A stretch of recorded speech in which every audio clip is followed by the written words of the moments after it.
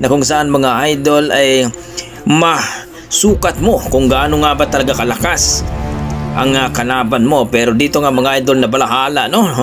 Grabe, nabahala po ang mga Hapon sapagkat itong si Casimero nanggigil na ito at maipakita dito mga idol yung malalakas na suntok mga idol. Grabe ang ginawa ni Casimero dito mga idol, napasigaw ang mga Hapon at sinabi na doon na lang kay Kinosuke Kamida daw mga idol ibuhos ang gigil at inis ni Casimero sapagkat alam naman natin si Casimero mga idol, world caliber po yan. Ang mga sparring niya ay hindi po yan mga world champion, kaya tama lang ang sinabi ng mga Hapon mga idol. Kaya abangan natin yan mga idol ngayong October 25 na po mga idol, no?